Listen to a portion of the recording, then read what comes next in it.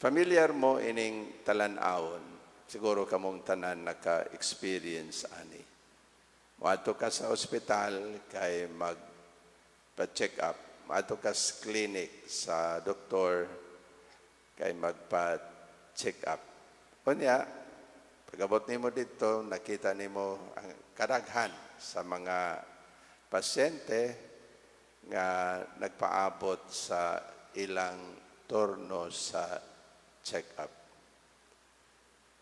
Adto ka sa receptionist, sa secretary, nga ingnon ka nga basin dili ka na ma-entertain, dili ka na ma-accommodate kay daghan ang pasyente, unya mo close na ang clinic sa dili madugay.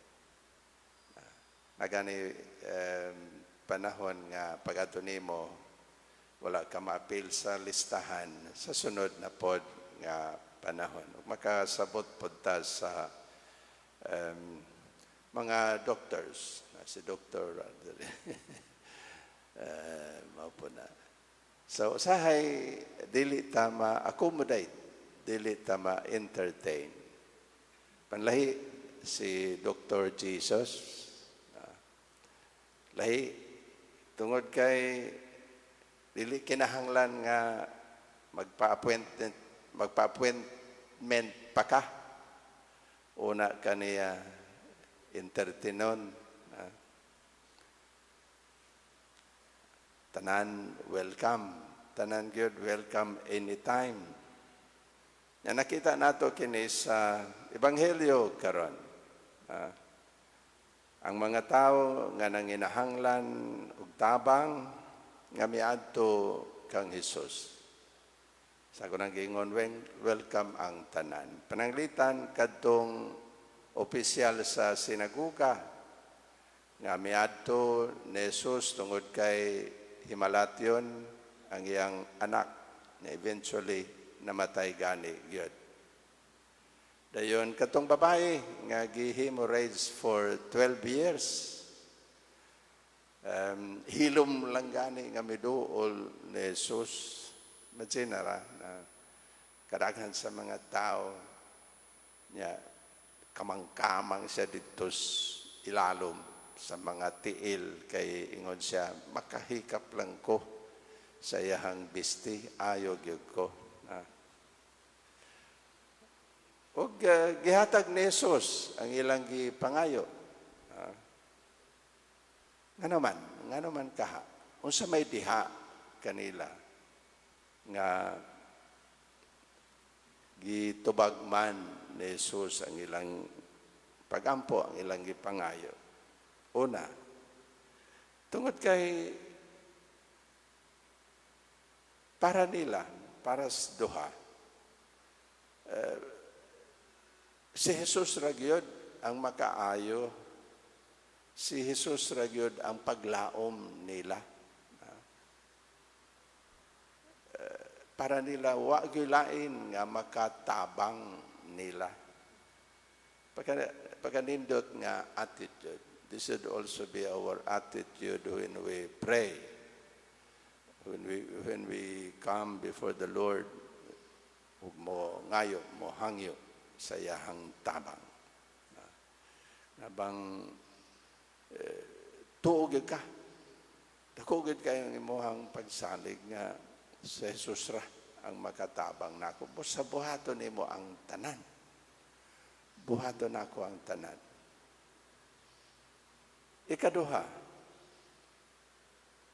muduol ganita ni Jesus.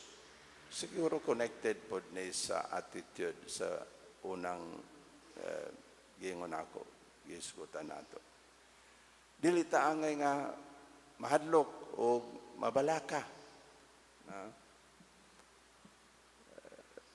Puno ta og kabalaka, dagantag mga worries sa atong pagduol sa atong kinabuhi ug mga miduol kita kang Hesus.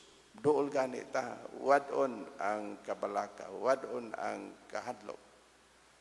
Kay Si Jesus Gud mismo ang miingon, ayaw kahadlok, salig lang. Ayaw kahadlok, salig lang. Gikan ni sa iya mismo nga baba sa atong Ginoong Hesus. Dili gikan sa baba sa pari.